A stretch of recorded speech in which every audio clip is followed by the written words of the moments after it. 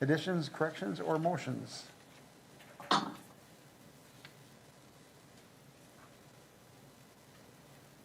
Seeing no additions, corrections,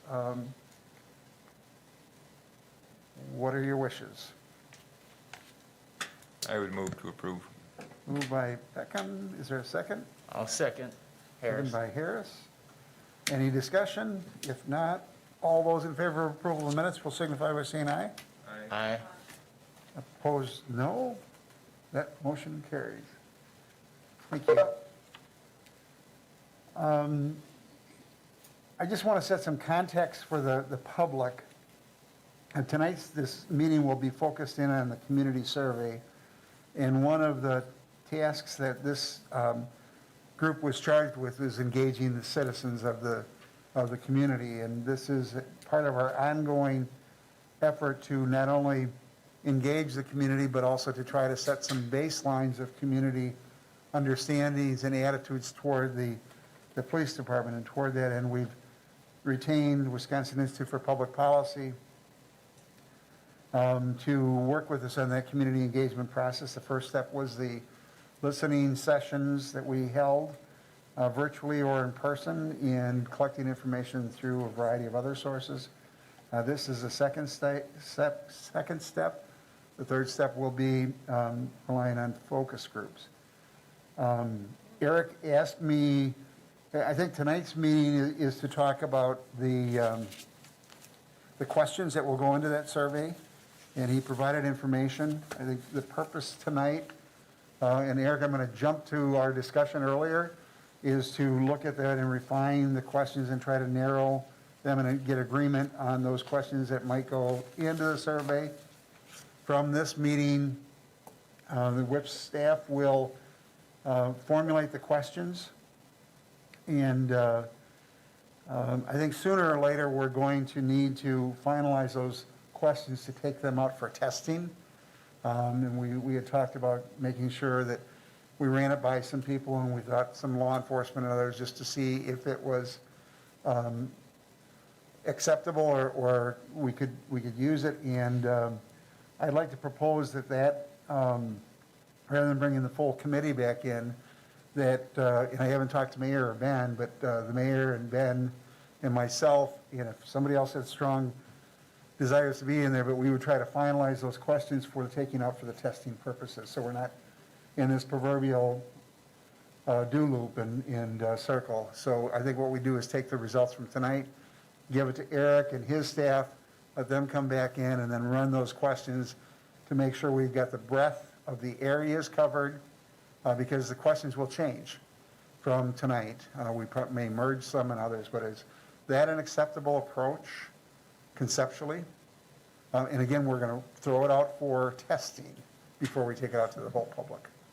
Yeah, will the process be after we kind of designate a top 40 tonight, then WIPS refines those questions and Yes.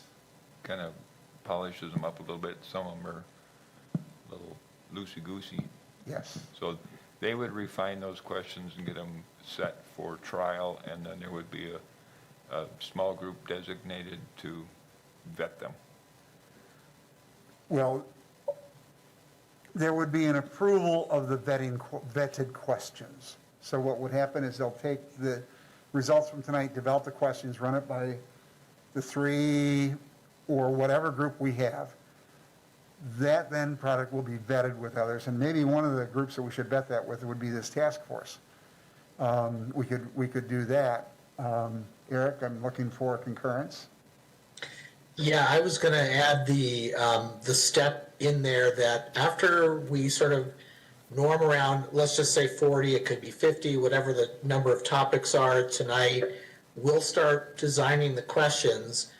Then we'll probably put together, the first draft, if you will, of the survey. Now, it may be that we still need to whittle it down. It may be we still need to edit it, but we'll pass that on to the task force, because I think there needs to be one more chance, at least, I would argue, for the task force members to look at those questions and say, I think something's missing still, or not sure we really like this.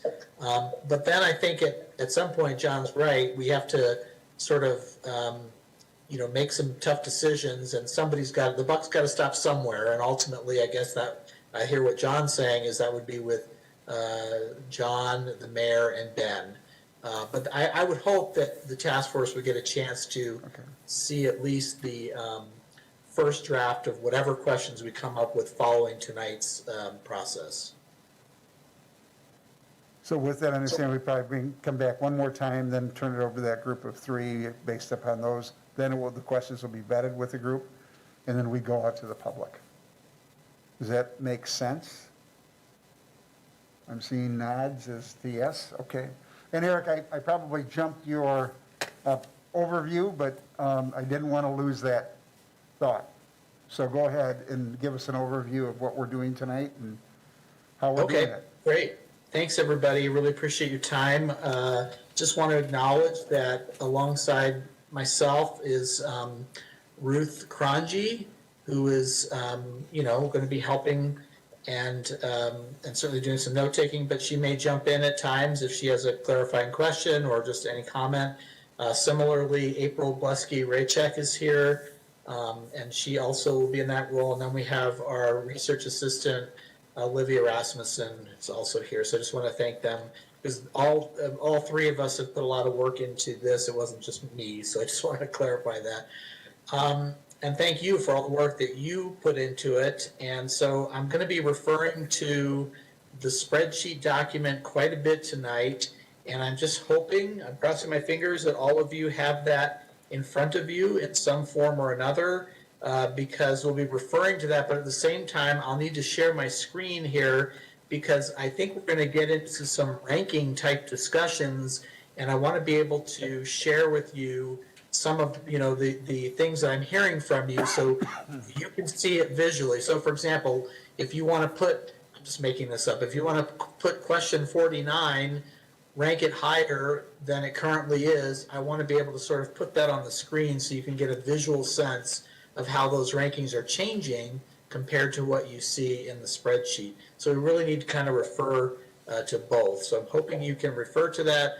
If not, it might be a little challenging, and we'll just do the best we can.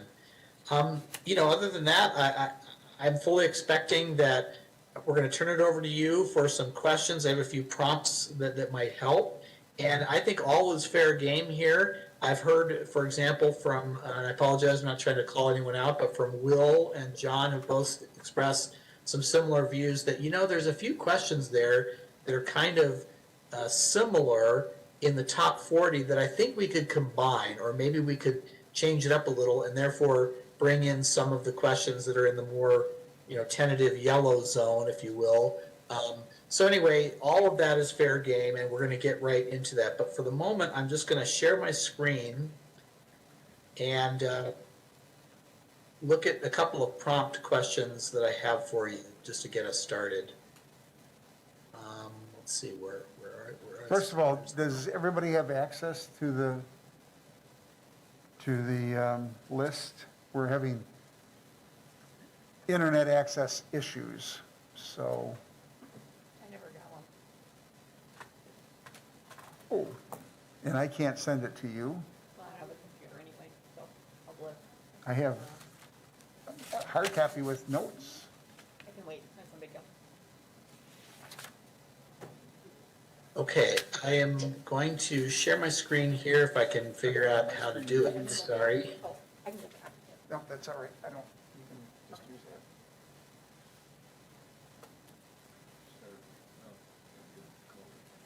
that. Okay. Why did it not go to the screen I asked it to? Do you see a set of questions? Yes.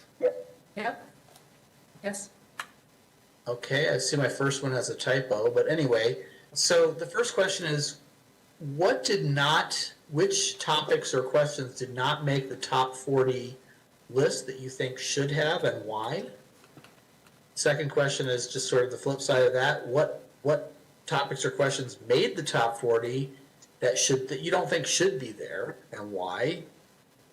And then overall, just how satisfied are you with the way that the next tier of questions are ranked, essentially 41 through 79. And what would you move up or down and why? Now, before we just jump in, I just want to say this. The number 40 is arbitrary. Just know that we know that. It's kind of based on two things. Number one, there was an actual cutoff in terms of the scores and how you ranked those top 40. So that was one of the reasons those scored by our scoring system a total of 20 points, and everything below that was, was not in the top 40. So that was one issue. And then the second is, we just want to be conservative in how we approach the number of topics and overall questions we think we can ask in the survey, because we want to try, in the ideal world, we want to keep the survey to about 10 minutes. We could theoretically go up to 15 minutes. The further you go up that time ladder, the more drop off there will be in terms of participants willing to take the survey and complete the survey. And there's another issue that we wanted to just remind you about, which is even though we will design the survey as best we can to be at a very low reading level, so that we don't run into barriers or try to minimize barriers around things like low literacy, which tends to be people who are, let's face it, they're correlated with poverty, they're correlated sometimes with work status or unemployment, they're correlated with incarceration and other factors. And because we really want to get a full representative sample of people in the community of all literacy levels, we can't assume that everyone who takes the survey is going to be able to whip through it in 10 minutes, even if that is the average. So we really just have to keep that in mind. So if you ask, us, why did we choose the number 40? Yes, it's somewhat arbitrary. We felt like we could guarantee those topics could make it in. And it's likely we could maybe fit in a few others. It's just that the further we get down the list, the less likelihood we're going to be able to include those. And we just wanted to, kind of force ourselves, you and us, to draw a line and be willing to make those choices, those hard choices. So, I don't want you to get bogged down in the number 40, like, okay, nothing above that or below that or whatever, but I just wanted to explain why we ended up on that number. So before we jump in to start responding, does anyone have any questions just about what we're doing tonight or about anything I've said so far? Eric, do you want to go through all of the ones that we want moved up first or moved down?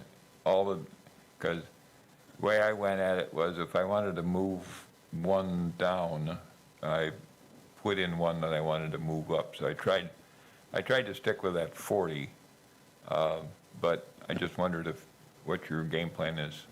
Yeah, I don't think it matters where we start. I don't have a particular preference, so I would just say, Pat, let's just go for it. Let's just jump in. So which one did you want to move up, and which one do you want to move down, and do you want to make a case for that? You bet.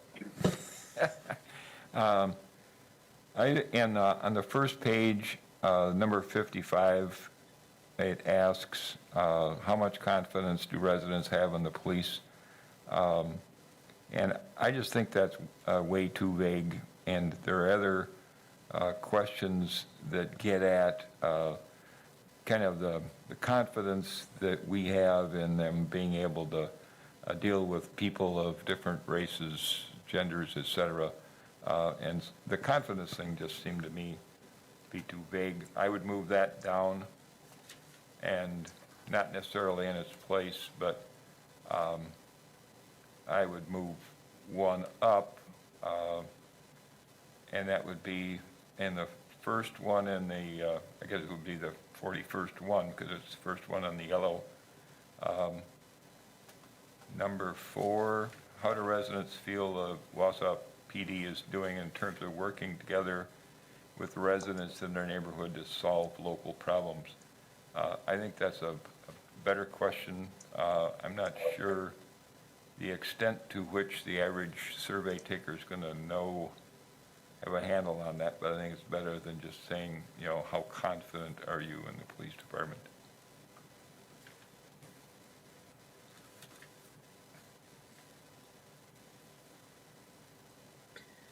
Okay, does anybody have any comments about Pat's comments?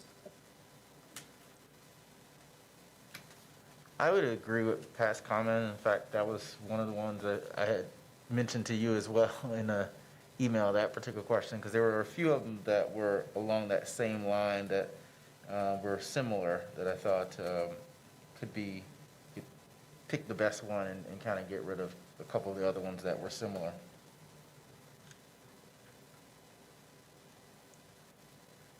So we have a question that, and I don't know if this goes, number 31, do residents feel that law enforcement agency works together with community members to solve local problems? And then we've got, community policing involves law enforcement agencies working with the community to address the causes of crime in an effort to reduce problems that arise. Do residents feel like law enforcement agency practices community policing? So do we have a lot of redundancy?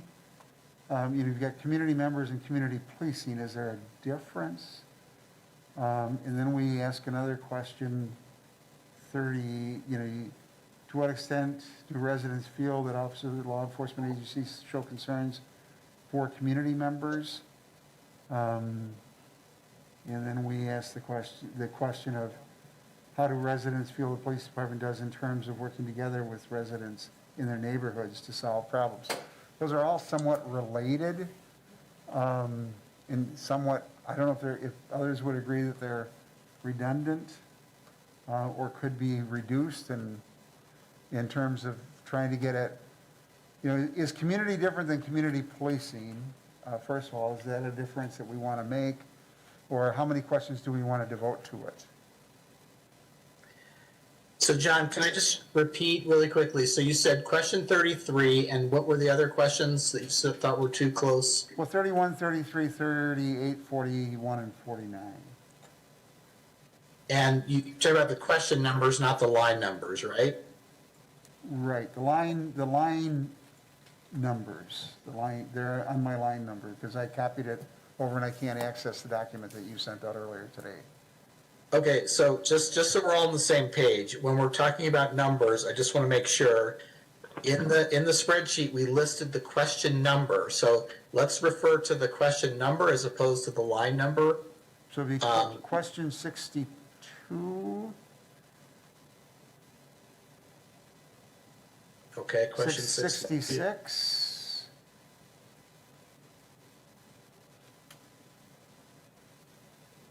101, All right, I'm gonna have to write these down really quickly before I forget. So we got 62. Sorry, can you repeat them? 66. 66.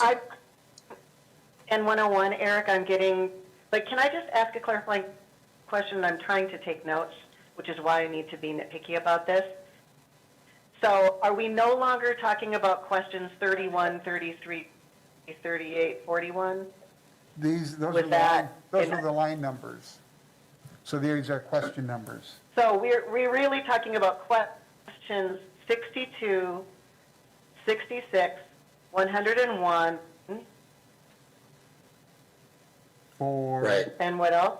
4, Question 4, is that what you just said? yes.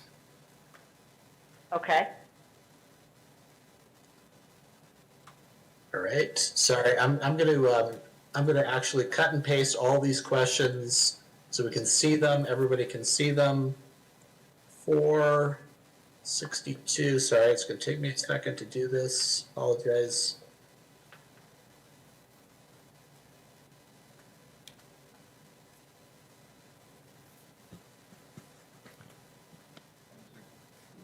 One suggestion as you do that, maybe what we could do is say that, what are there, 4 or 5 of them, John? Yeah, and then there's one more at 68, so it'd be, yes. We could just charge the WIPS crew with the responsibility to look at those and boil them down to a lesser number, get rid of the redundants. Are those all in the top 40? They're 40, or they're right outside the top 40. So they would move up if you consolidated to get to 40. So if we Okay. went in rank order, one's 41 and one's Okay. in the in the 40s. Okay, I would throw it at them to rework it, but it's up to you. I think I would like to get some response, either, maybe if people have some thoughts about these. Was there another one in there, John? 62, 66, 101, 4, and I think there was a fifth one. 68.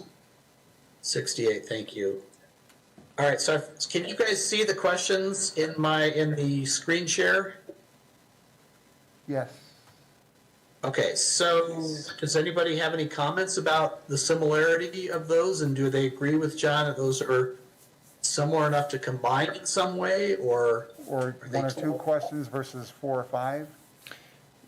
I agree with that. I mean, the word redundancies come up a couple times where they're very similar in nature. And I guess my preference would be that we would defer to the question that has a survey attached to it. So if it's a COP survey question, if we defer to that question over the other 4 that are similar, there's an opportunity to actually benchmark that against other communities, but that would be my preference if we're trying to whittle down from 4 similar questions to 1.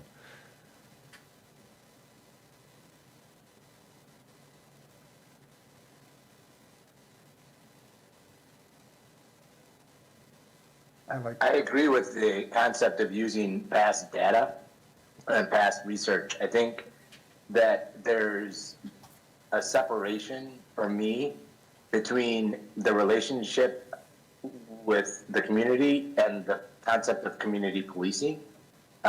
So if those are two topics that are important, especially for Chief Livin, and I think it probably would be, those are two different sort of realms within the system that I think we need to separate. But I do agree that if we're gonna, if we look at those questions and there's some that have already been tested out, like with cops, then that's a benefit to stick with those.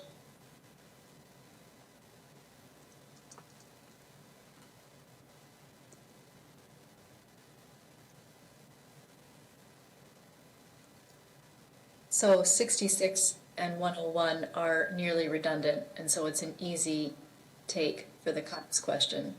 But to the extent that we have near redundancy in 62, 68, and 101, that is kind of the question of whether we want near similarity or we want to whittle it down to just one question.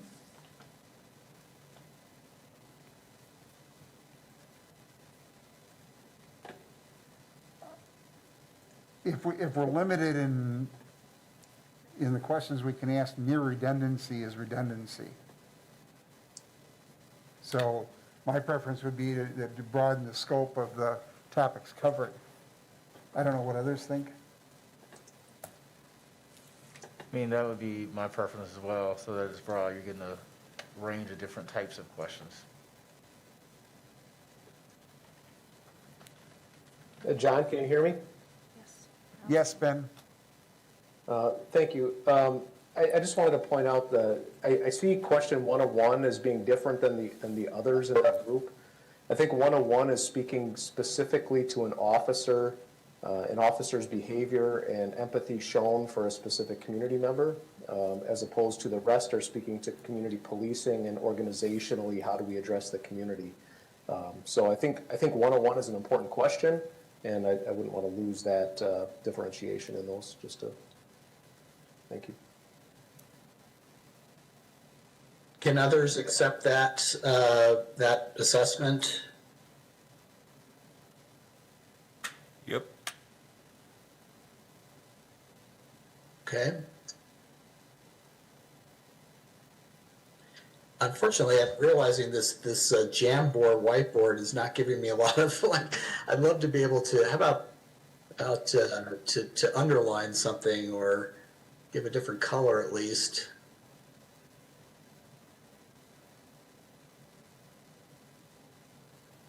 So I'm going to do this. You said 68. April, you said 68, and what was the other one that was? How do I make this go back? No, I was just suggesting that 66 and 101 are very similar, and but I think the way Ben said it, I mean, I agree, I prefer 101, but the way he talks about it, I can see the distinction now between 66 and 101, but I don't think 66 is worth retaining. Okay. That would be my preference, given the content redundancy in the questions, or just the general sense of the questions. Does anyone disagree with that?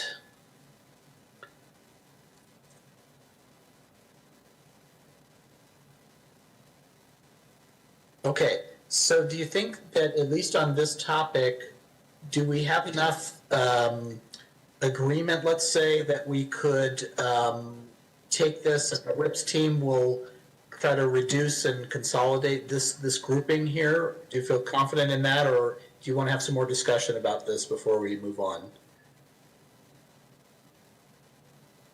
What are your, I'm seeing move on.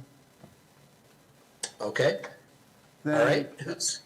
Who's got another Another, question, topic they'd another like to address? another grouping that I would throw out would be question 44, well, 33, 43, and 44, and they deal with fear in approaching, and you've got one that is much broader than just fear. It gets into anger in others, but I would maybe ask that we look at those combinations.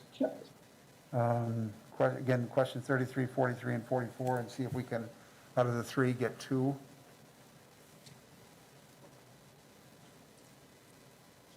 Or less. John, do I write this down correctly? Yeah.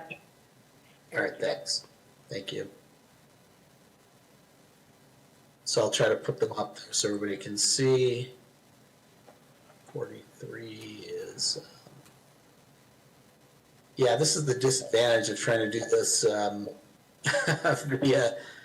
via Zoom. So apologies on the delay here. And 44.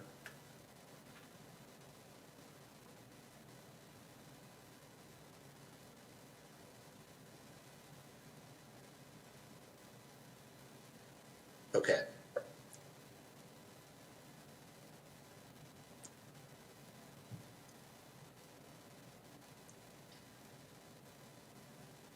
Comments about these, or about John's comments? I would feel comfortable in John's suggestion that the whip staff look at those and want to come down to two. Yeah. Work with those three and make two out of it. Just a question for the WIPS team. Do you see any concerns about trying to whittle this down to two? No, I think we can do it. Yeah, I think that makes sense. Okay. Any other discussion before we move on, or is everybody satisfied with moving on? I would almost think with those looking at them, we could probably whittle that down to one, because all three seem to deal with how residents feel, if they feel, basically safe or afraid when they're encountering a police officer. So I think we could probably whittle it down to one, or reword it in a way that is one question out of those three, because they seem very similar to me. And I just thought there was some redundancy in those. So whatever, one or two?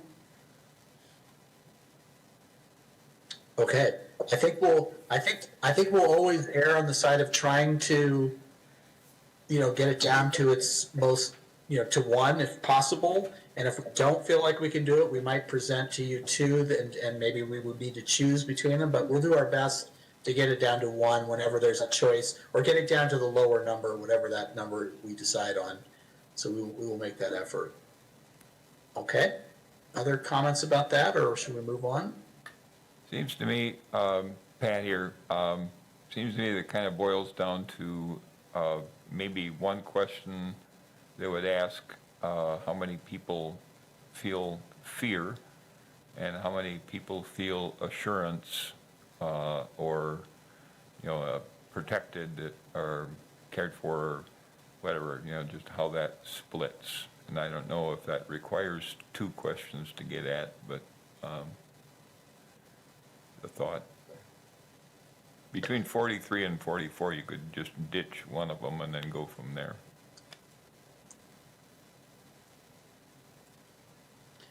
I'm just gonna put, April, I'm gonna put you on the spot for just a second here. When you hear what Pat's saying there, is this something you think can be put into a single type of a question where there's like a choice of how people feel? Or do you really feel like you almost need to separate out a positive feeling, those who feel positive and those who feel negative?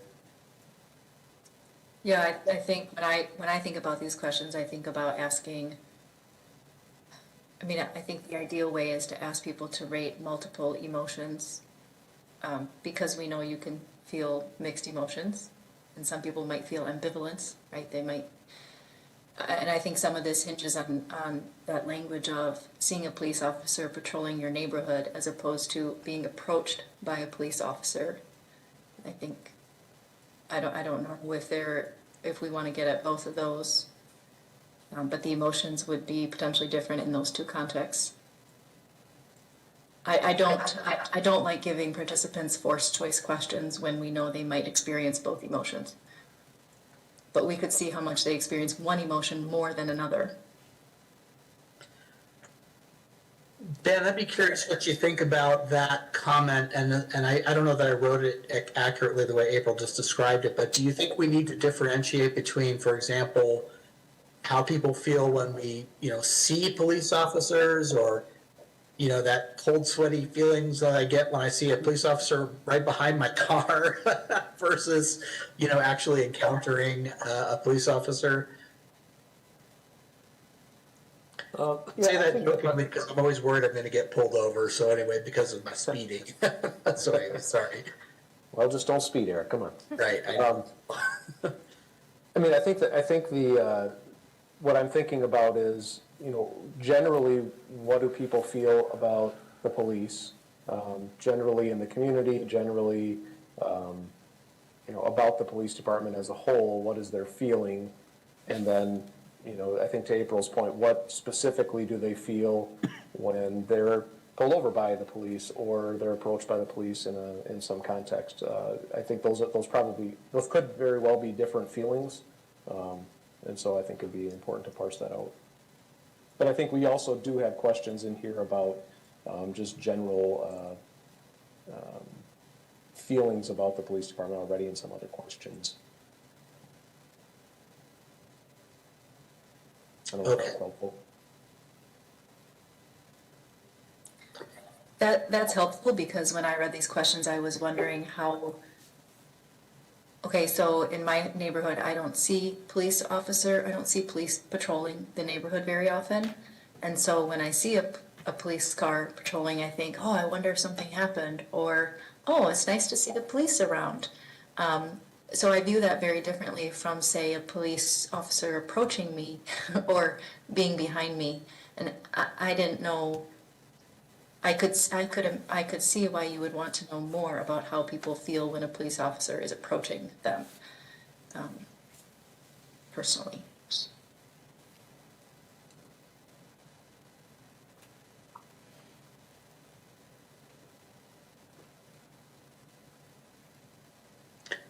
Okay.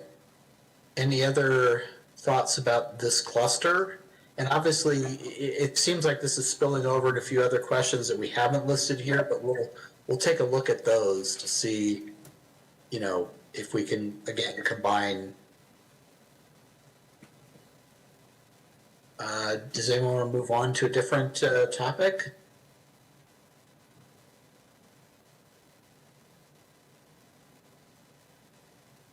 Or make a case for moving something up or down? I've got another one to be considered. It's about the 10th one down from the top, number 17. To what extent do residents feel the Wausau Police Department is transparent? I don't know how many people know what transparent even means. So I don't know if that's something we could ask. I mean, the average citizen, transparent, what is that? So I would lower the priority on that one and let something else float up. Is it the word transparent that gives you trouble? Because I think what they're looking for is, is it accountability? Is it If you said, responsibility to the public? if you said open and forthcoming with information that should be available to the public, I think that would work, but the word transparent is kind of, what is that anyway? I think that gets into the issue of trust, so I think it's an important question. Okay, well, then I would suggest we change that question to something along the lines of, to what extent do you feel the police department is open and forthcoming with information regarding its operations and actions?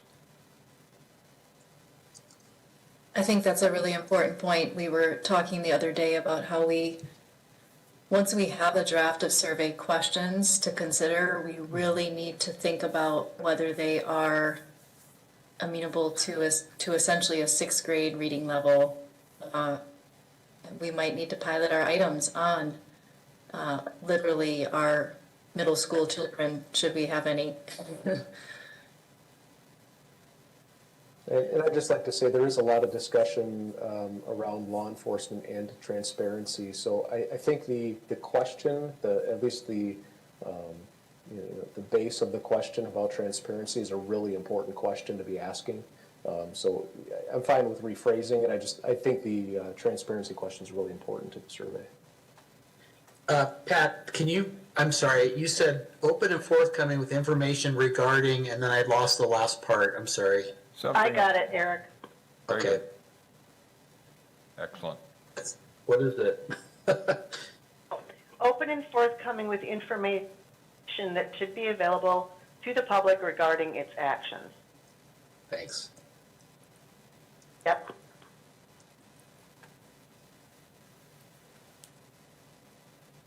So it sounds like, I know I'm probably the master of the obvious here, we're going to keep that in the top 40 then?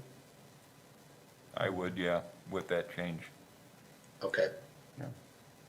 So Ruth is taking better notes than me, but I think we can get the gist of that.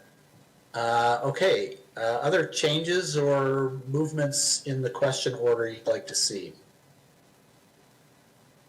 I would go again, if it's okay, number question 117 and 116, I think are awfully close to each other and could be combined into one. Did you say 116 and 117? Yes. To what extent Okay, should so- police officers treat individuals who are addicted to opioids or as criminal offenders? And the other one is, should they be treated as individuals in need of care or treatment? I think you can just, couldn't you So cover that?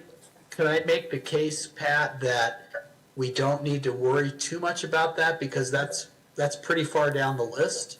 So unless you're suggesting we combine it, move it up the list, is that what you're saying? Or do you, because if we're just talking about fixing, questions that need to be approved, those are so far down the priority list, I would argue maybe we just ignore it. But if you think otherwise, let me know. They're in the green, so they would be in the top 40. Oh, I'm so sorry. They're in the green, my bad. All right. So So if you. So Eric, while you're grabbing these questions, I would note in one of the surveys that was presented as a forced choice option. Do you think they should be treated like this as criminals or as this? Is forced choice a bad thing? Is it 117 and 118, right? 117, 116. Oh, wait, let me see if I'm, Should police officers treat Yes, individuals who are yes. addicted as basically as, persons in need of care and treatment or as criminal offenders. Yeah, yeah, so that was a one question and it was a forced choice question. Is that the way you want it phrased? To force people to treat them as one or the other? I'm sorry, I think Pat's looking at a different 117. There looks like there's two 117s. Oh, One there is are two with, 117s. I think Pat's referring to the other one. There's not a the sexual assault. 117 that says if you or someone you know was sexually assaulted, how comfortable would they be going to the police for help? And then there's a 117 that's directly. Oh, yeah, I see that. I apologize. I have no idea why that is the case. Let me just look at the raw data for a minute just to see what happened there. Let me see if we can sort that out.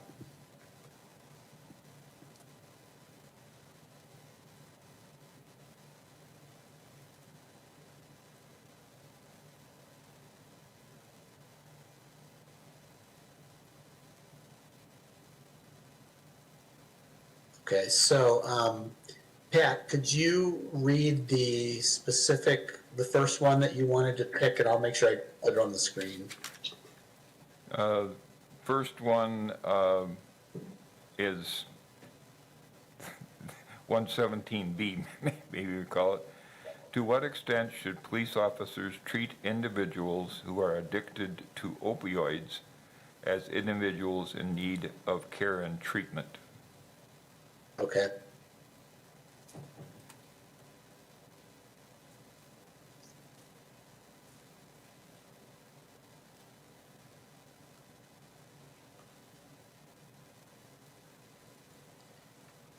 Okay, so we'll put that up in just a second here. Bear with me.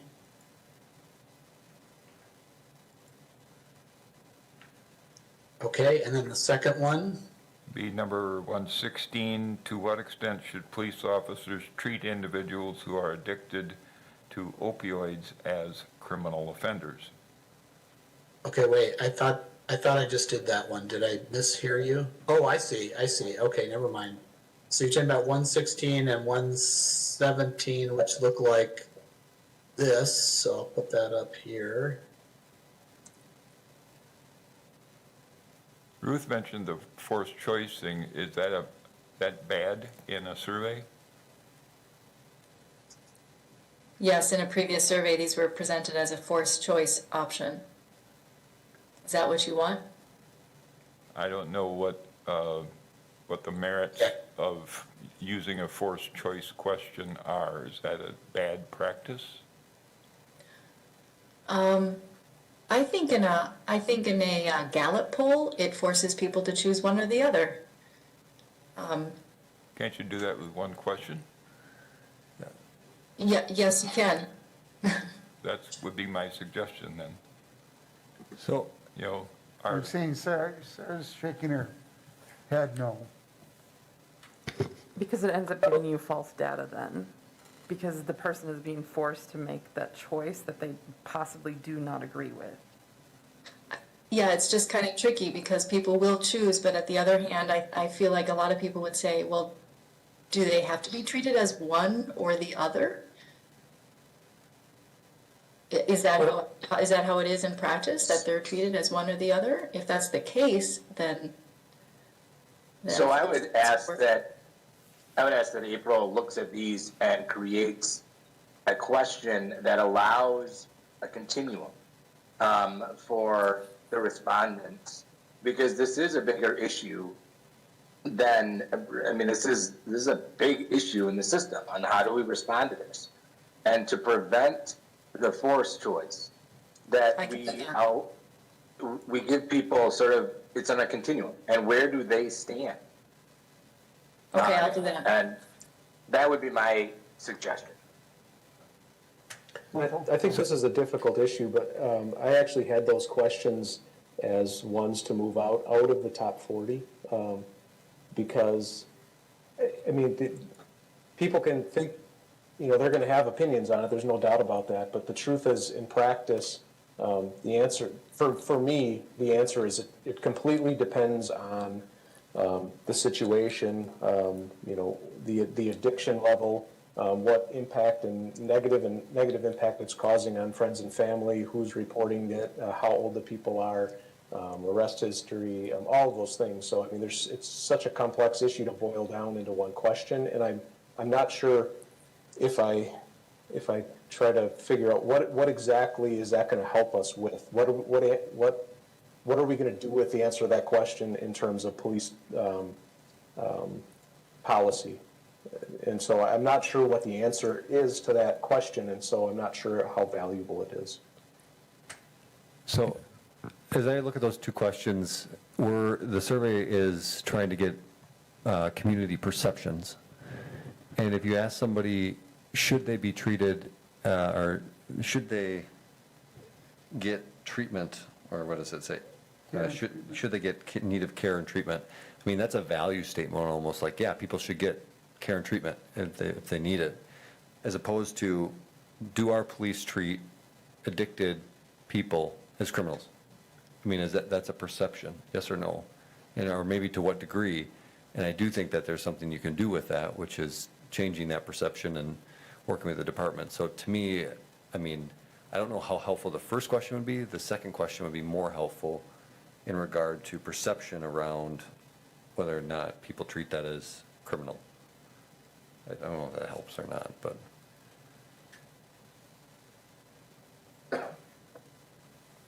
Thoughts? I think that's a good point, and I think we're trying to get at information about how our police force conducts itself and reacts to things. And as Mr. Lloyd pointed out, that's more kind of a value judgment on the part of the person taking the survey is how that should happen. So it's a good point.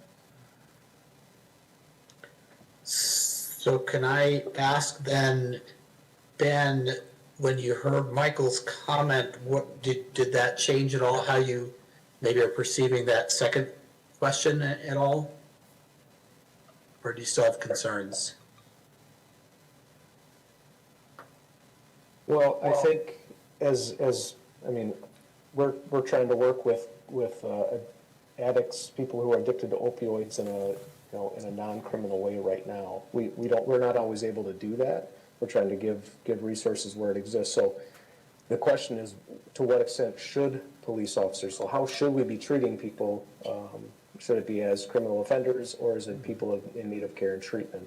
And I think the context of the question assumes that we're treating them as criminal offenders when I would say that's not the case. So again, what are we trying to do with the question, and how is it going to drive our policy? Our policy already is to try to drive into care and treatment as opposed to criminalizing it. So I'm not sure what it does to change our policy. And I think if we want to leave the question, I guess that's fine. I don't know what it's going to do to change our policy or impact our behavior as a police department.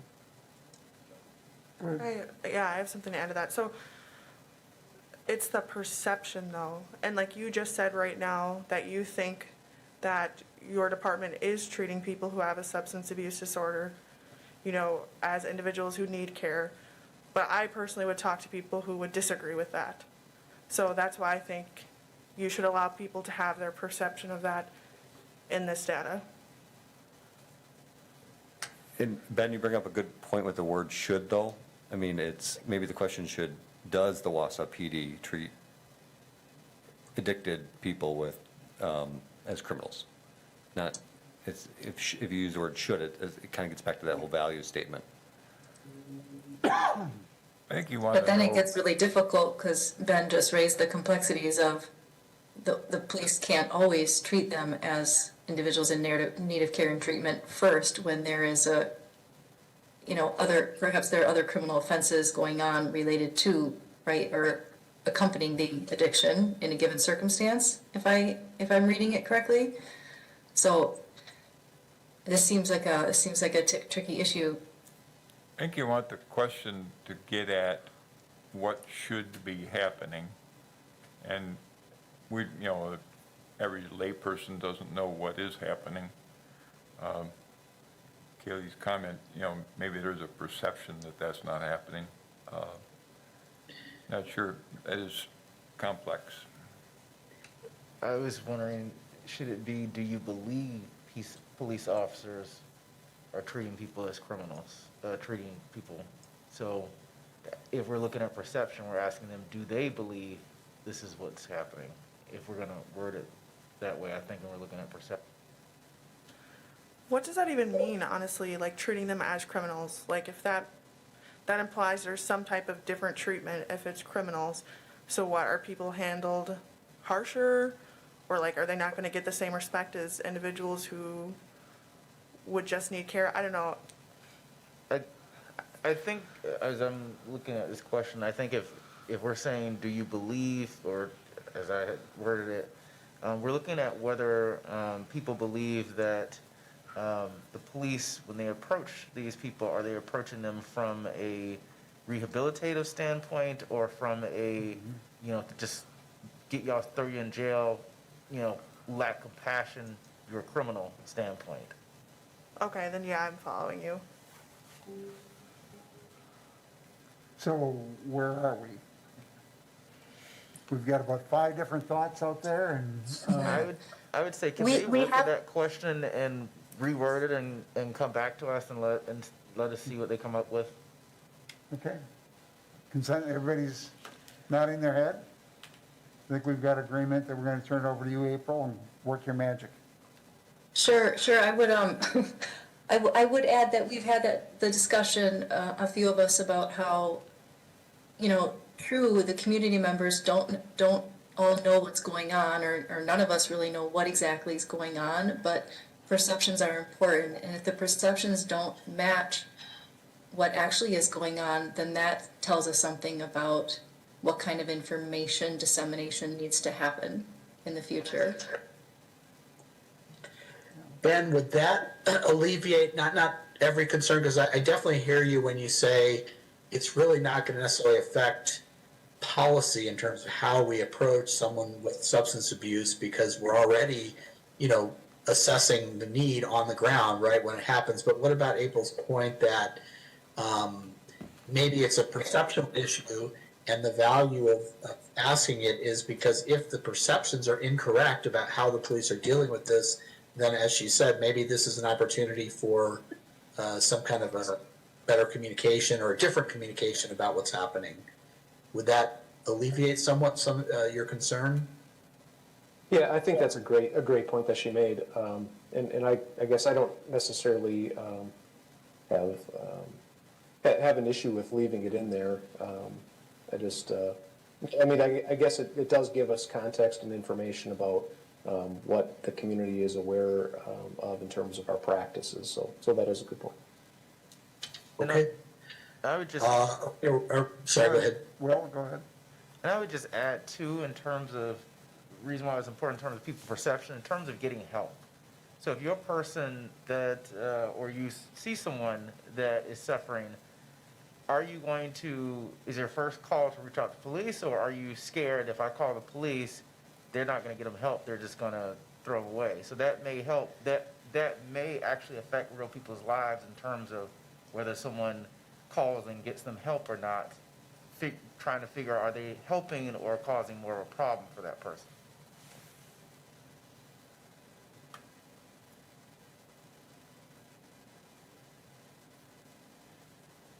So with that, April, do you have enough to go with? Yeah, thank Okay. you for the discussion, super helpful. Okay, thank you. Other things you'd like to see changes on or movement?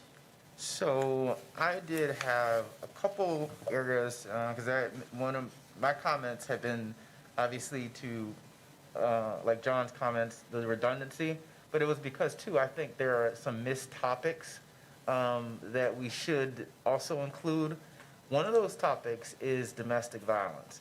Now I deal with, of course, I see it more in my practice, but I can remember a conversation the chief had I think when we were in like a forum, when he was mentioning sort of trying to get the women's community there and sort of people's attitudes toward the community.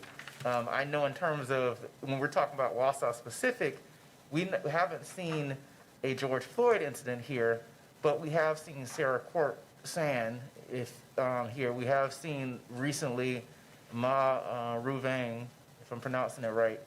And I know in terms of my work with domestic violence, I mean, that was actually one of the places where I saw actually the most diversity in terms of the women that came before me, in terms of Black, Hispanic, Hmong women.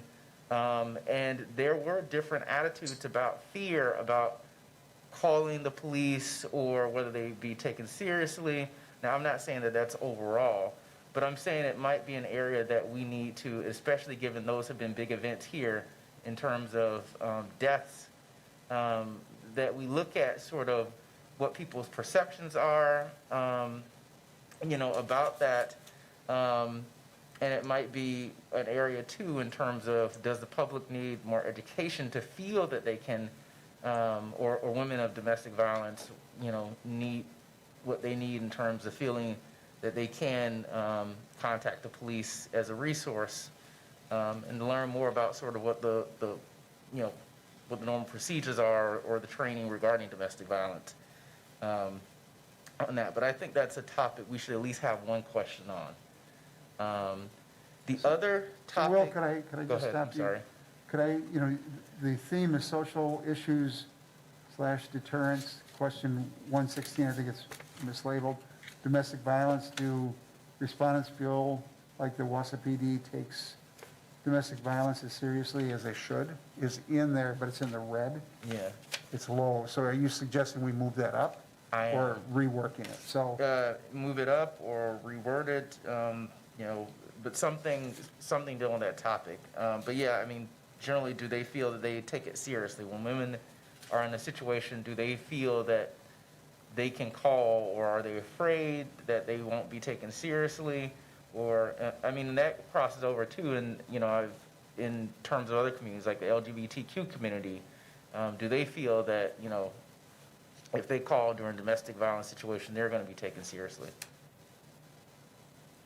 so that would be probably 116B in pets, Yeah. The first 117 in the green asks, if you or someone you know was sexually assaulted, how comfortable would they be going to the police for help? You could just follow that with, if you or someone you know was a victim of domestic violence, how comfortable would they be going to the police for help? I think that's a good area of police activity that we didn't touch on.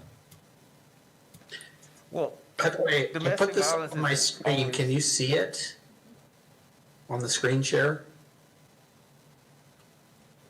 Yes. Okay, just checking. Well, These are questions that we could include, and we could determine if we have a solid sample, whether women or men or members of certain groups feel more or less positive in terms of their responses to this question. I do need to make, though, a distinction between sexual assault and domestic violence. Domestic violence deals with usually a familial relationship. Sexual assault, you may not know your perpetrator. but I think that, correct me if I'm wrong, Pat, you just wanted to follow that theme, not necessarily. I would model a new question on domestic violence, model that on the one On that one. On that about question. being sexually assaulted. So is there agreement to move that from red to green?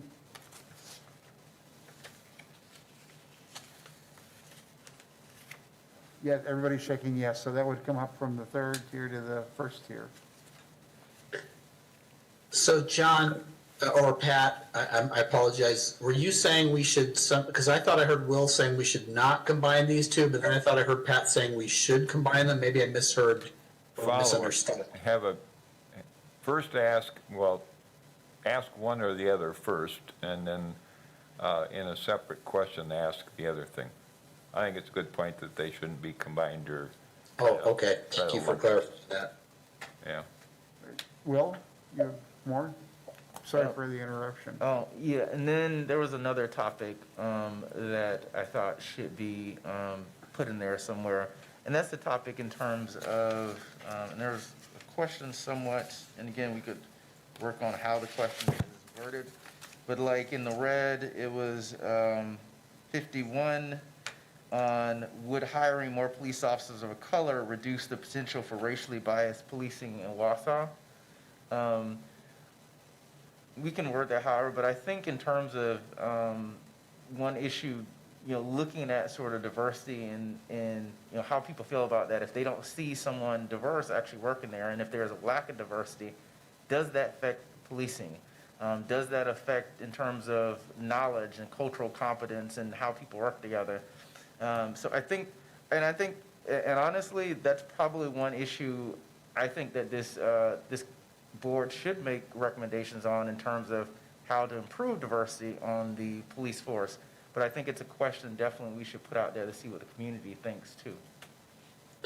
Will, I apologize. What question number was that again? So 51. 51. Okay, thank you. I mean, that one assumes though, and like I said, it could be reworded because that one assumes that they already think that they're racially biased. Oh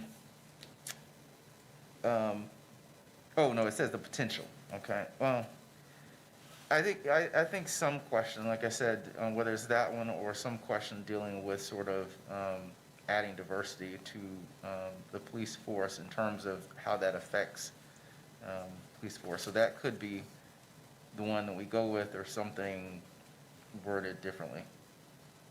But I think that's an important issue.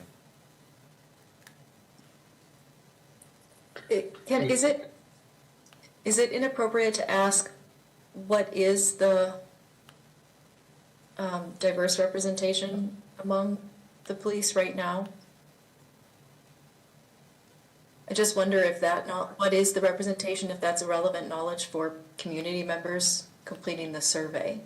So for example, if they live or work in an area where they don't see officers of color, but in fact, X% of the officers are officers of color, they may answer differently from somebody who sees more officers of color.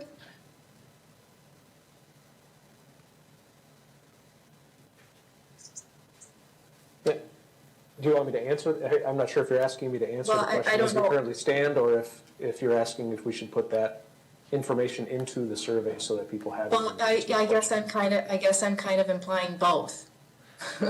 Okay. So Ben, I'm wondering what the representation is, and two, if there is proportional representation in the Wausau Police Department, is that something that community members should know when they evaluate this question? So to answer that first piece, we have 4 Asian officers that are among officers. We have 1 African-American officer and 2 Hispanic officers. So that's the current makeup. If you look at the racial demographics from a census standpoint, we're not quite to the percentage makeup for our Hmong staff, for our Asian staff. So that's our current makeup and demographic. I think there's value in the question for, to hear what our community has to say about the, what should be the demographic makeup. I don't know what the right diverse makeup of the department is, so I'd be interested in knowing what the community thinks. Yeah.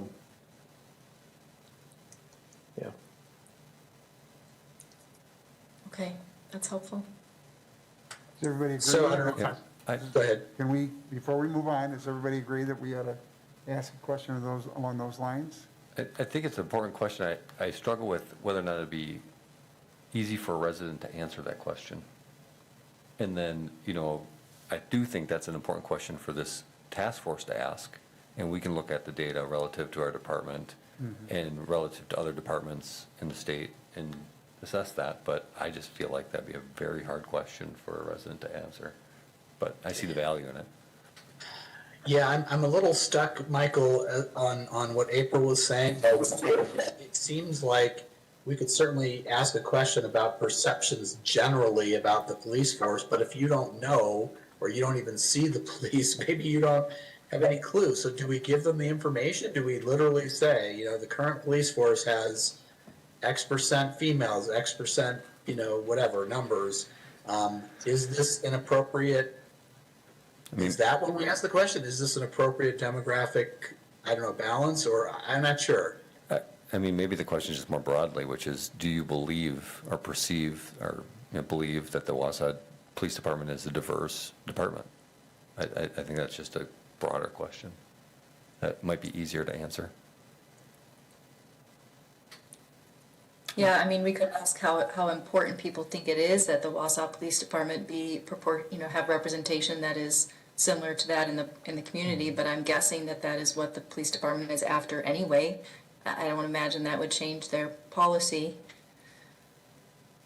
I was thinking, you could ask something along the lines of, in an ideal department, would that department have a ratio of police officers, whose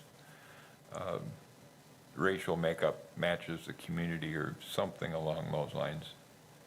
And not rely on their knowledge or lack of knowledge of what's actually happening in Wausau, but, kind of where they would think we would be heading.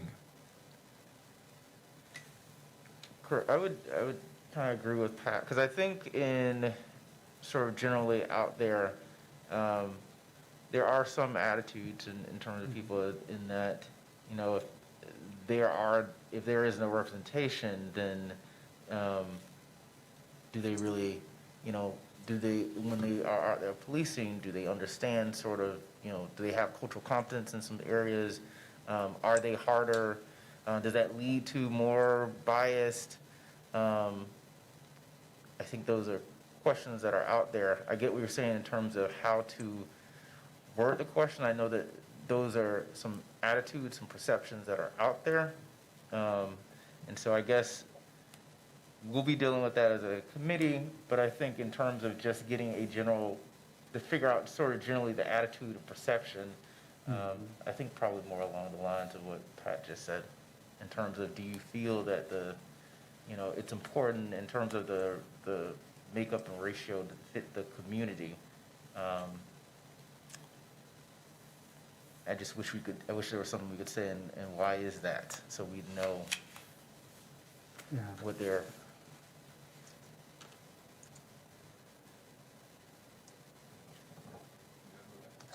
Okay. I think we've got general directional. Yeah, are you okay with this? You trying to figure out, remember we'll have another shot at it? You Yeah, will? can they just work on it and see, and then if it doesn't fit, then obviously we can decide not to, but I'd like another shot at it, because I think it's an important area. Obviously we need a question to be worded right.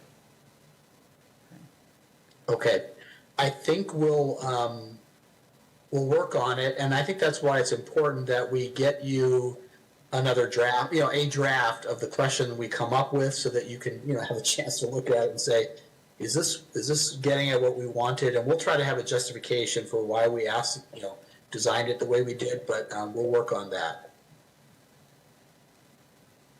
Okay, are we ready for any other comments or different topic? Could I just jump down to the demographics?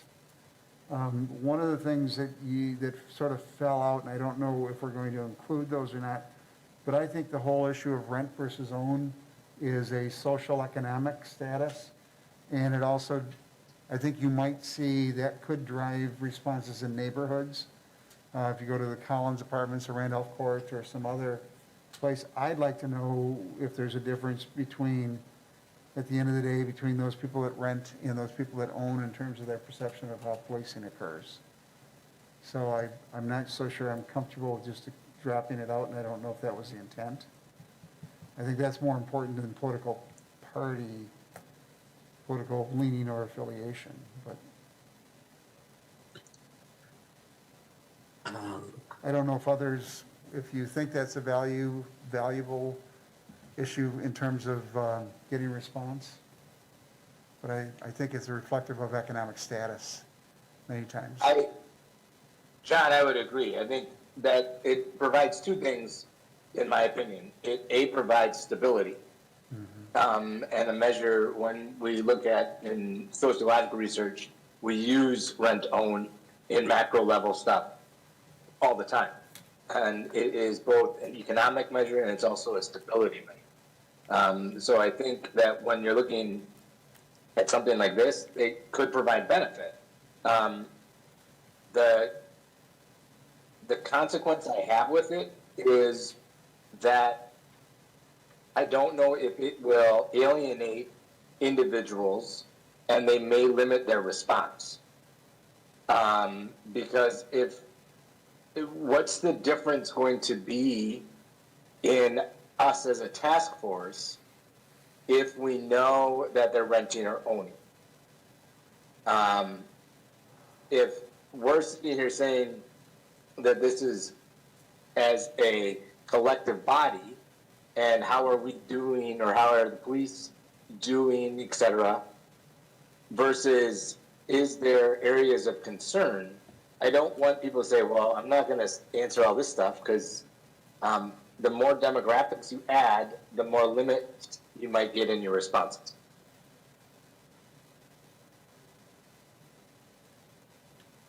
I don't see that the renting or owning necessarily has, because we already have income, household income further up on the list. But what I see it as is more of an investment in our community. You have ties then to the community and you have an investment within that space and you want to see things either be better or something to be different. And that's where I see rent or own. But as far as economic, we already have household income listed there. So I never answer that question when they ask it. So I don't know how others are, so. John, sorry, which question did we not answer? No, I never answer the question on household income. Oh, I see. Yeah, it's true. I mean, in all the surveys we've ever done, there's always a certain percentage that will refuse to answer that question. The income question, sorry, that's what I meant.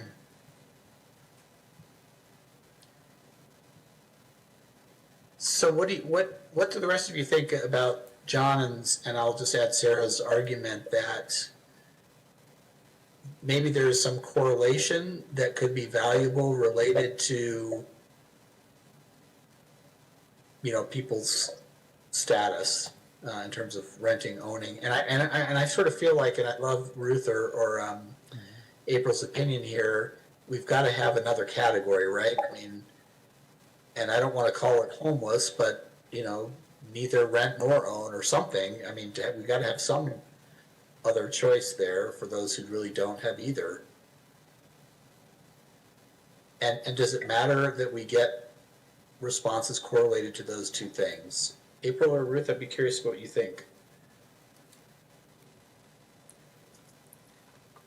Well, I guess what I would say, Eric, is I definitely agree that if we're going to ask about this, we have to find a way to ask about housing insecurity as well, because some people will be housing insecure. And we know that people who are housing insecure are much more likely to have brushes with the criminal justice system. So they're going to have a perspective that's important to get at. But in terms of, I guess I'd like to hear what April has to say about the general issue. Well, I think I was thinking more along the lines of what Mike was thinking, which was, I'm a fan of asking as many demographics as possible under the condition that people don't feel like their anonymity or identity is threatened by revealing information.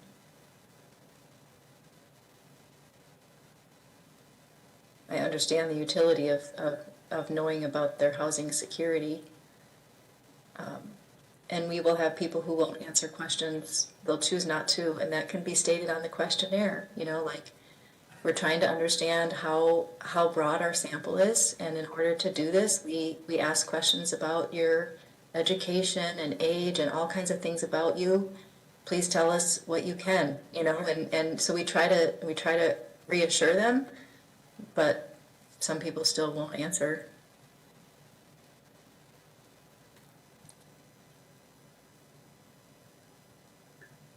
I mean, as far as a time, I'm not going to talk about the sensitivity of the subject matter, but in terms of the time it would take to check that off, it's a pretty minor thing. And if we think it adds value, so I guess the question would be for those who ranked it a little lower, are you convinced that by John and Sarah's argument that perhaps we should include it, or are you still skeptical? Thoughts? In, out?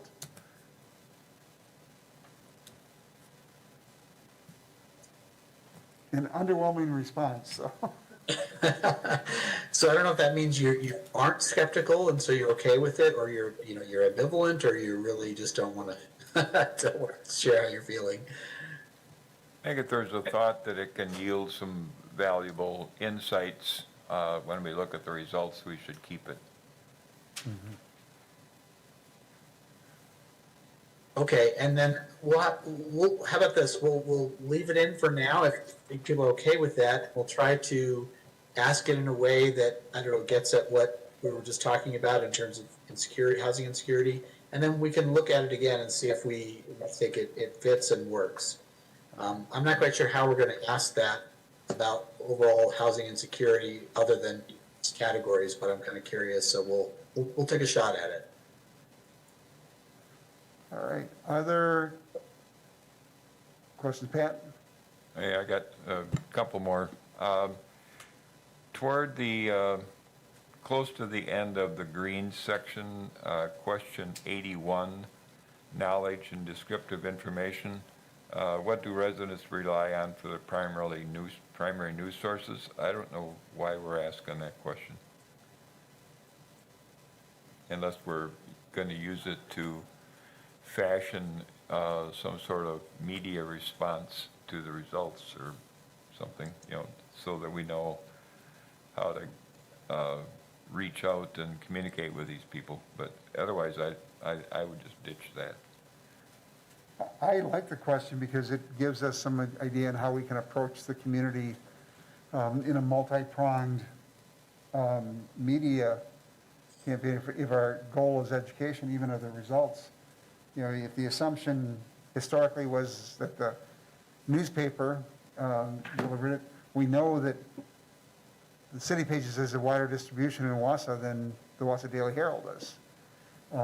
So we might want to know how they're getting their information. That gets into some of the issue of if we know that they're getting it from reliable media versus Facebook, that might tell us how we might have to draft a strategy. But I think it's important to know at least baseline. But I don't know if others agree. You worked in the area. Yeah, whoops, I see Sarah has an opinion. Didn't make any sense to me. I didn't know how we'd use the information, but go ahead. I also thought it went towards the transparency piece that we had talked about earlier, where if the PD is wanting to be more transparent about what is happening, they would then be able to utilize that source as to where to share that information.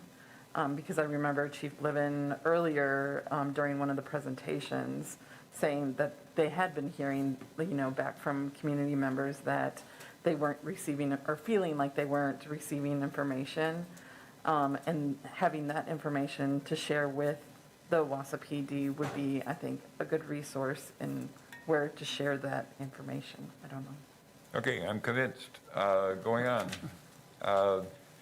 In the, not too far into the yellow, question 108, under procedural justice, I think we should have something in there about procedural justice and how, the question is, how commonly do residents feel that police in their neighborhood, maybe we should change that to community, stop people on the street or people driving in their cars without good reason?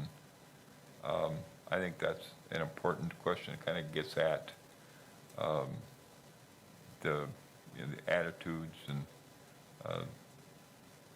perceptions, I guess. I would favor moving that up. I would second that push, to be honest. Just thinking about the phase one idiographic details, that came up as a comment. I appreciated seeing that question on the Vera report. I had flagged that as one that I wanted moved up as well. I think I'm seeing people nod. Let's move that one up. So shall it be.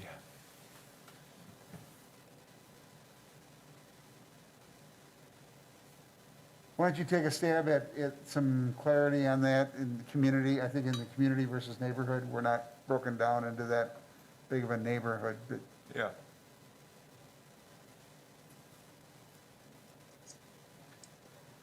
other areas that you want to move up? If I may, John? Go ahead, Ben. So while we're on procedural justice, I think we talked about this at a really early meeting, but there are four main principles of procedural justice, and it's referenced both in Police Executive Research Forum guiding principles and in the 21st Century Report on Policing. And so the four concepts are police treating people with dignity and respect, giving people a voice during encounters, being neutral and transparent in decision-making, and conveying trustworthy motives. So I just want to advocate for all of the procedural justice questions that we have, that we ask those things, because I think they're really a critical piece of, we can set a whole bunch of policy in place and require police officers to act and behave in a certain way, but at the end of the day, to me, the most important thing is how we're treating people, how we're communicating the why behind our actions, and those procedural justice questions are really driving to that, to get us that information. So that question 108 I had highlighted. Question 105, which is a little bit further down in the yellow, that question is, in interactions with officers, to what extent do residents feel listened to and understood? Did the officer seem concerned about their feelings? Did the officer answer their questions well? I like that question. And then two of them that are in the red. Question 110 is, how commonly do residents feel that police in their neighborhood use offensive language when dealing with criminal suspects or other members of the public? And then question 111 is, how commonly do residents feel that police in their neighborhood break the law or break police rules when carrying out their work? And I think those are important concepts for us to know how the community feels about how we're engaging in our work with them. So I think it was Pat's point about using the word neighborhood. I'd probably change that to just, instead of community, I'd just say Wausau PD. How do you feel Wausau PD does in these things? What are your thoughts on Ben's comments? I agree with Ben. I think a lot of sort of experiences color how your perception is moving forward. And so I think those are very important questions, not only in terms of giving us insight, in terms of how we move forward, and how they, what we recommend, but also in really looking at sort of people's perceptions really based on what they've, probably based on what some of them may have experienced in some way or feel they've experienced. Is anybody opposed to moving those up with procedural justice? Just, if I could ask Ben, how many questions would you move up? You got 6 or 8? I think for the procedural justice, I had 4 highlighted. That was question 108, question 105. Yeah, I've got them listed, 110 and 111. Yep, 110 and 111, right. Mm-hmm. Yeah. Yeah, I think those are valuable, and it does, these, what are real life experiences, what's really going on out there. So I think those are valuable. So, Right. yeah, I love that idea until we got into the red area. The one piece that I struggle with is the offensive language, and it seems redundant to me. I mean, you're not respecting somebody when you're using offensive language. There's a lot of questions about treating people with dignity, respect, and then there's, I mean, I don't know if people would think that I'm being respected when people use offensive language. I don't, so I see that as a little bit redundant, but. I don't disagree with you, Michael. I think a lot of people feel that way, but I also think I think there's a lot of people where swearing is a part of their, I mean, it doesn't mean disrespect necessarily in their language. So I think if an officer is using that, I think we've talked about that at the task force. We don't tolerate that if they're using swear words while they're communicating with public. I think some people use that in their language and it's not necessarily disrespectful. But I do think it conveys trustworthy motives if we're not using, harsh language.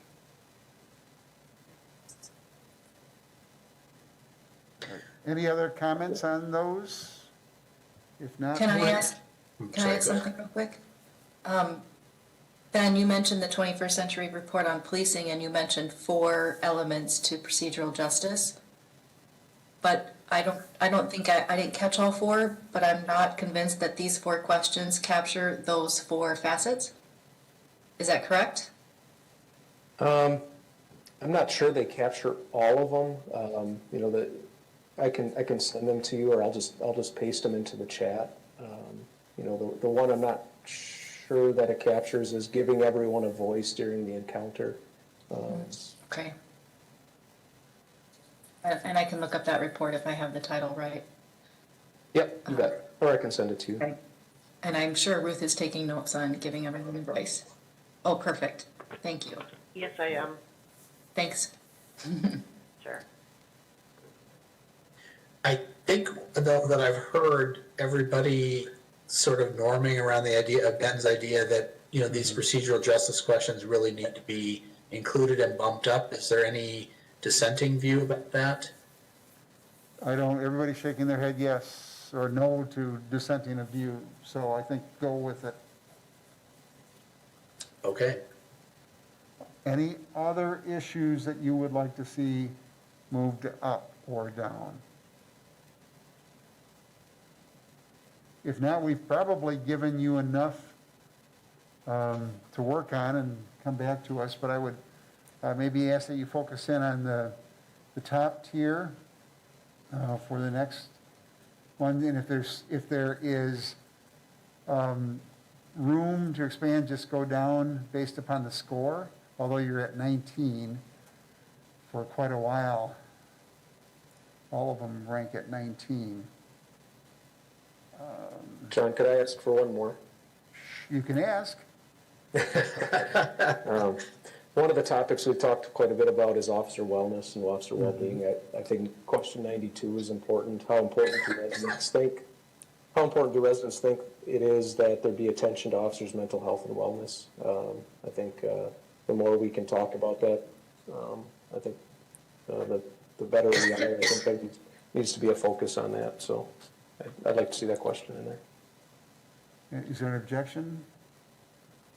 Why don't we include that? And I think, Katie, you had shared some news about legislation. You want to throw that in?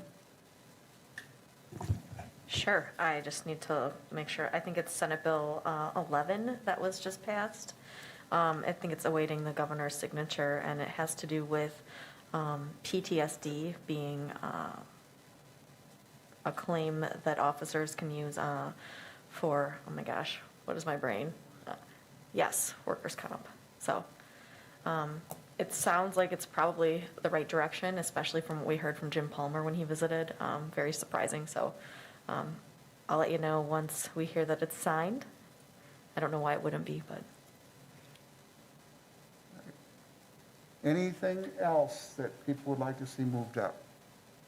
Pat? Rather than moved up, I'm just wondering how much trouble it would be when you're running this batch of questions past us again, if the ones that have been revised could be in italics or something, so we know which ones to focus on and think more about.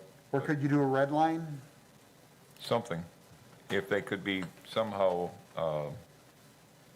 marked up or identified So it. I just want to make sure I'm understanding. So you're saying you would appreciate having this same document but revised to show the changes we've made? Or are you saying that when we actually create the new questions, somehow that we show the difference between the new questions and how they were formerly phrased? Sorry if I When you- missed that. When you bring us back a new set of questions in whatever form, if it would just be handy to be able to look at it and say, for sure, do I know whether that's the same one as before, or is this one we worked on?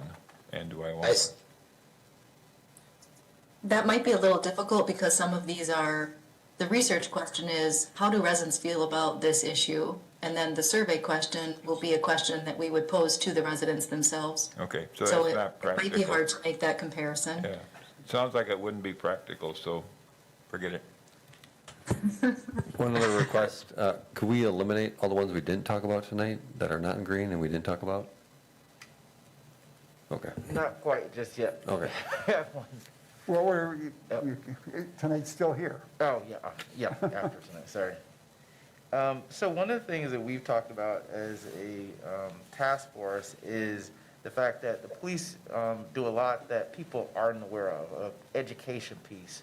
But none of the themes that we have listed in the top deal with communication, education. All those are completely in the red.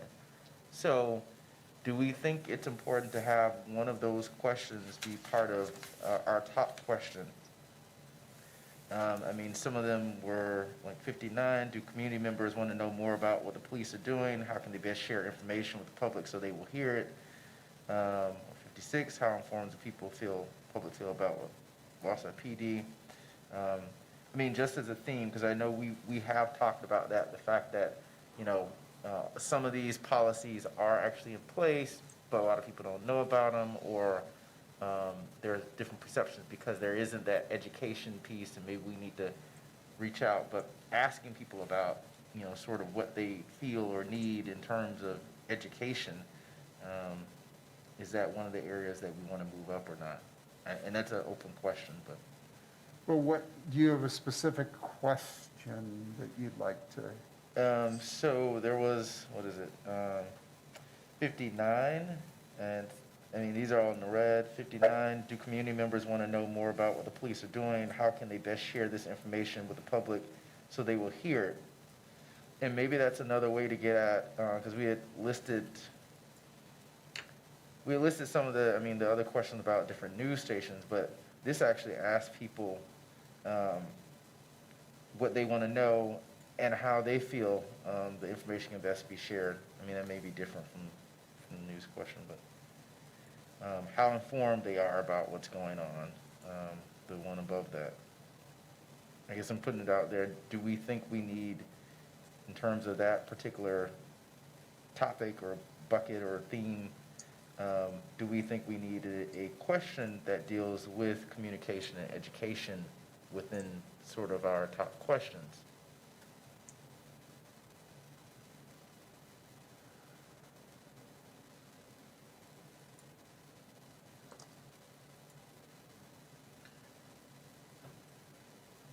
And does anybody else? Yeah, go ahead. I would say that I would like to know the answer to that question. How do people best want to receive information from us, and are we providing enough information to them? And I think that question we could replace that with how much they trust the news sources in our community around law enforcement reporting. Because really, I just want to know, for my purposes, how do I best reach our community? In what medium? Is that social media? Is that doing press releases, et cetera? But that is, I think that is an important question that I'd like to know the answer to. What do others think? Anybody opposed to moving that up? All right. Anything else? Anything else? If not, Eric, you've got some guidance from the committee, and we look forward to your preparing the next draft. And I think you should feel free, as if you were looking at those questions, in your editing role and that Pat had raised, if there are terms that you think could be misconstrued by the public, feel free to make those edits. Is that all right? So we've got clarity and we've got a survey that will be better understood. So is anybody opposed to that, giving them some discretion relative to clarification or editorial liberties? So And with the caveat, and that you guys are going to get to see it, and you can always complain to John and say, I'm joking, but say, hey, I don't like the way this looks, or we need to redo this. So you'll have another chance or crack at it, I think, right? yes. Yes, we will. All right. Can I ask just a quick question of, I'm sorry, John, I didn't mean to interrupt, but just, can I ask April or Rudy, as you've been kind of listening in, is there anything else that you feel we need to discuss from a research team perspective?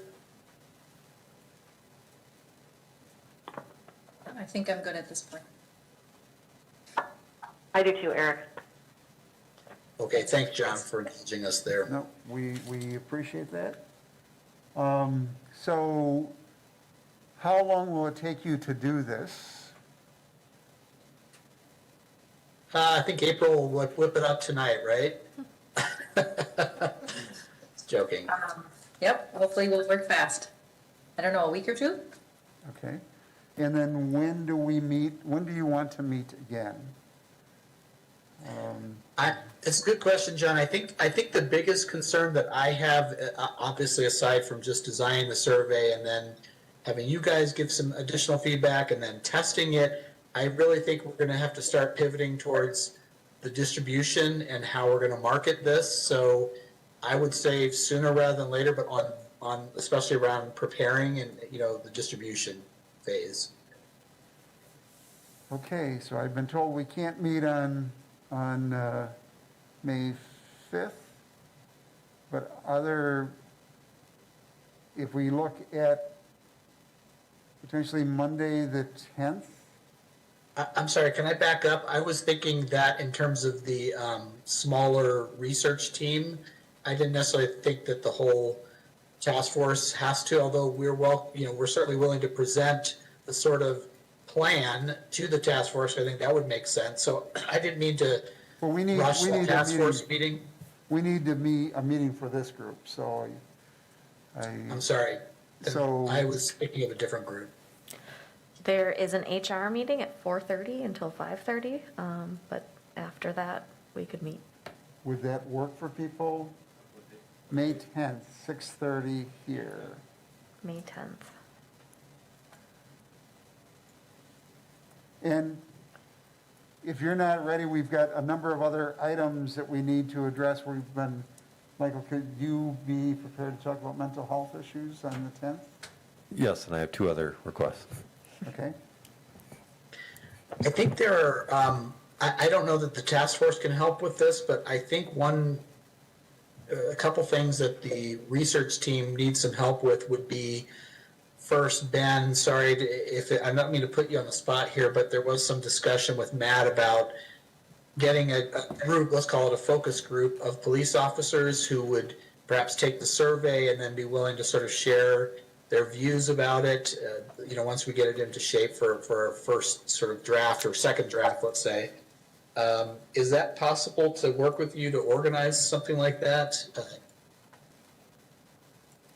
Yeah, for sure. If that's the wish of the task force, we can certainly arrange that. And then I know in talking with our research team, we really feel like we really want to have a sample of folks, a similar group who, might be considered underserved. Maybe it's people with low literacy rates, people maybe who have experience with incarceration, sort of I don't want to say the opposite end of the socioeconomic spectrum, but just folks who, we really want to make sure that we're not creating the survey or creating barriers to this survey wherever possible. So I'm not quite sure how we might want to think about organizing that, but we're open to ideas around that. Rudy, am I explaining that correctly? I feel like I'm a little tongue-tied here. made sense to me, Eric, but you know how obsessed I am about that, so maybe it made sense because you're kind of reading my mind. I don't know. You shouldn't probably ask me. You should ask the others if it makes sense.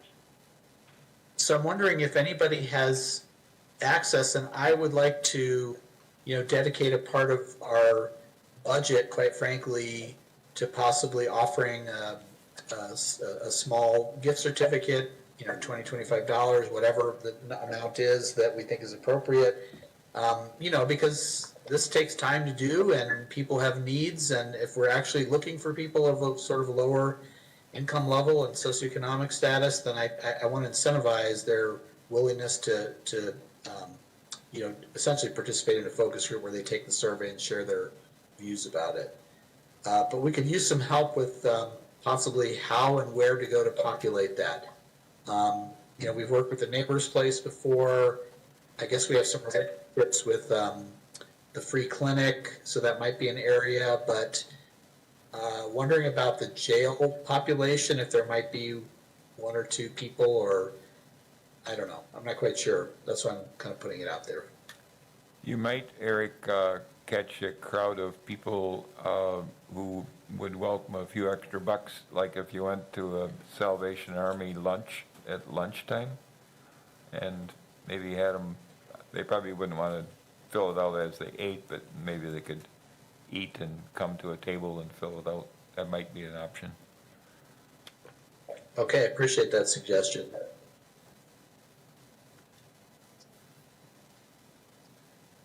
All right. Anything else you need from us? John?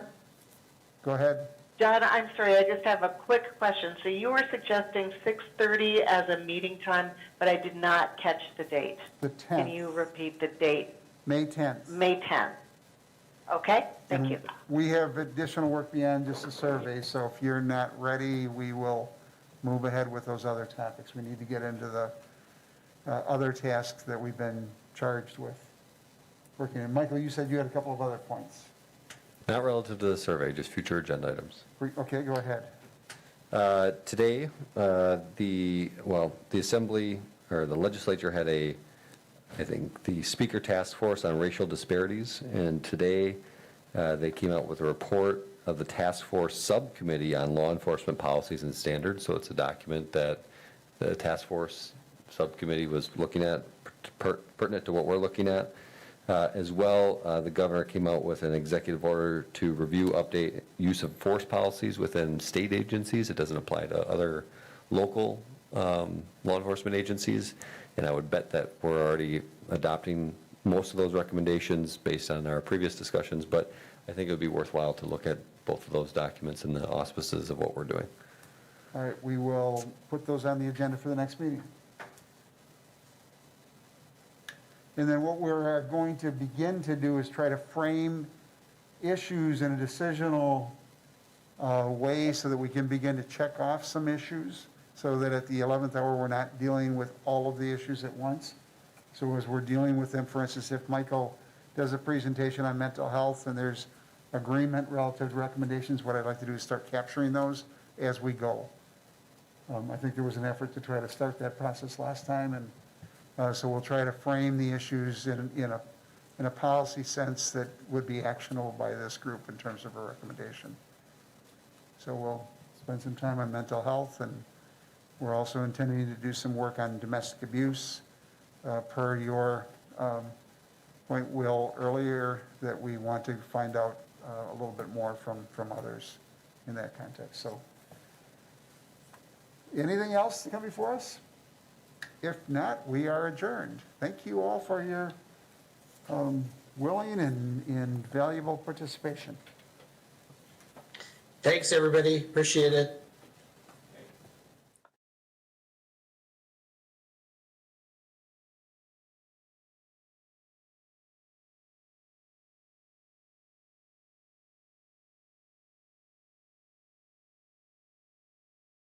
The budget hearing? Yeah. 2 minutes, and there were lots of different